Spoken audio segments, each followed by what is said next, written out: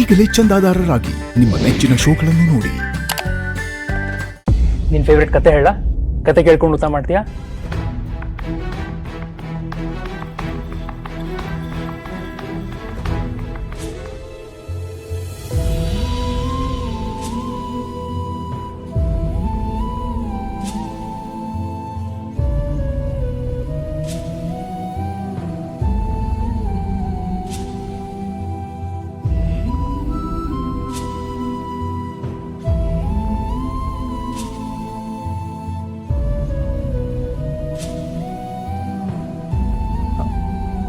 ಅಮ್ಮ ಎಲ್ಲಿ?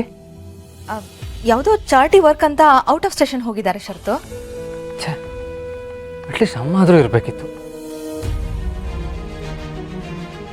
ಈತ ನಿಂಗೆ ಏನು ಬೇಕು ಅಂತ ಆದರೂ ಹೇಳಕ್ಕೆ ಟ್ರೈ ಮಾಡಿ.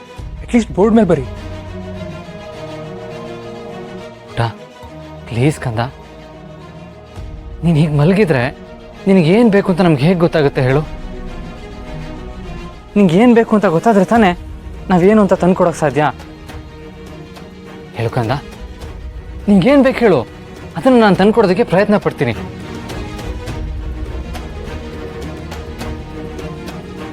ಅಲ್ಲ, ಖಂಡಿತ ತಂದ್ಕೊಡ್ತೀನಿ.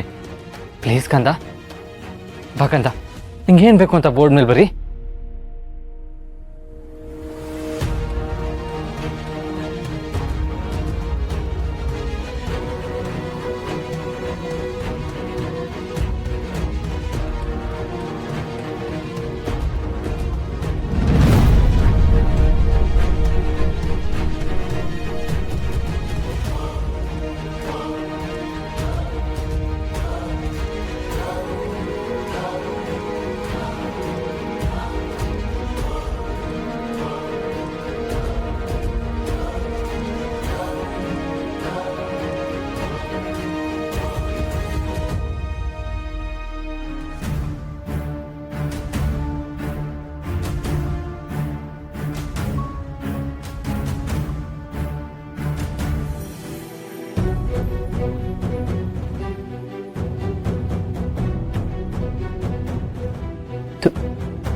ದುರ್ಗಾ,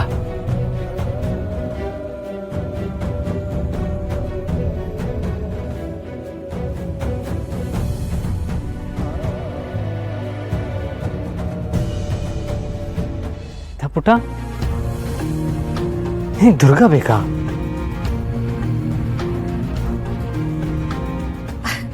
ಅಲ್ಲ ಶರತು, ಅದು ಚಿಕ್ಕ ಮಗು. ಅವಳು ಏನೇನೋ ಕೇಳ್ತಾಳೆ ಅಂತ ಅದನ್ನ ಸೀರಿಯಸ್ ಆಗಿ ತಗೊಳ್ಳೋ ಅವಶ್ಯಕತೆ ಇಲ್ಲ ಅಂತ ನನಗನ್ಸುತ್ತೆ. ಅಲ್ಲ, ಈಗ ಮನೆ ಕೆಲ್ಸದವಳು ಬೇಕು ಅಂತಾಳೆ, ನಾಳೆ ಚಂದಮಾಮ ಬೇಕು ಅಂತಾಳೆ. ಅದನ್ನೆಲ್ಲ ತಂದ್ಕೊಡಕ್ಕಾಗತ್ತಾ ಹೇಳು? ಅತ್ತೆ, ಹಿತ ಮನಸ್ಥಿತಿ ಸರಿ ಇಲ್ಲ. ದುರ್ಗಾ ಇದ್ರೆ ಹಿತ ಆಕ್ಟಿವ್ ಆಗಿರ್ತಾಳೆ. ಹಾಗಿರುವಾಗ ದುರ್ಗನ್ ಕರ್ಸಲ್ಲಿ ಪ್ರಾಬ್ಲಮ್ ಏನಿದೆ?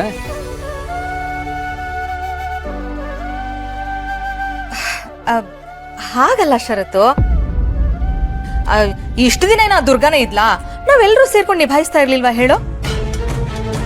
ಅಲ್ಲ, ಈಗ್ಲೂ ಯಾಕ ಕೆಲಸದವಳ ಮೇಲೆ ಡಿಪೆಂಡ್ ಆಗಿರ್ಬೇಕು ಅಂತ. ಒಂದ್ ಕೆಲಸ ಮಾಡೋಣ, ನಾನು ಮಾಯಿಂಗ್ ಫೋನ್ ಮಾಡ್ತೀನಿ, ಆಗ ಹಿತ ತಂತಾನೆ ಸರಿ ಹೋಗ್ತಾಳೆ. ಅತ್ತೆ, ಹಿತ ಕೇಳ್ತಾ ಇರೋದು ಮಾಯನಲ್ಲ, ದುರ್ಗಾನ.